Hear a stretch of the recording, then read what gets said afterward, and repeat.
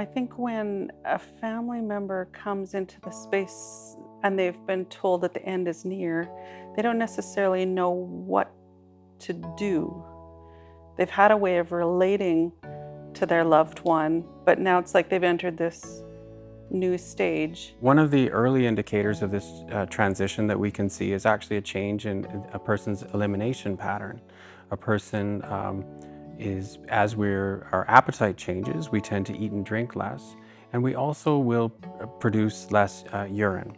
So when we've noticed that a person isn't voiding any longer, that can be a sign that a transition is occurring. As people approach those last days or last hours of life, their metabolism has slowed down. So that need for food and fluid has really decreased. So they don't need to be encouraged to eat or drink at that time. And that's a normal part of the dying process. We may also have moments where they may be in a coma-like state, sleeping much more, difficult to rouse, but are still with us. And those respirations becoming quite shallow, significant pauses in between those respirations, and again, can be quite frightening for family members.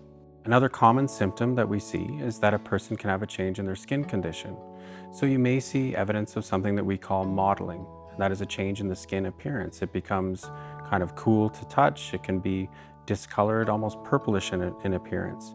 We will see a purplish color, can be in the lower legs, the knees, the feet, and the skin feeling very cool. Often we see that beginning in the dependent areas. So it may be on the feet, it may be on the hands, sometimes even on a person's bottom. When we see changes in skin condition like that, it can be an indication of imminent dying for that person. During the active phase of dying, we can see changes when a person, the quality of their breathing changes. You can see a person breathing very rapidly and then having long pauses. This is called Cheyne-Stokes respirations, and that continues to progress through the course of this transition. As a person approaches those last days or last hours of life, breathing can certainly become irregular. Family members might notice a gurgle or a rattle, and that's because typically people, when they're dying, they can't clear congestion as well. For family members and care providers, this can be a very distressing noise. Some people refer to this as a death rattle.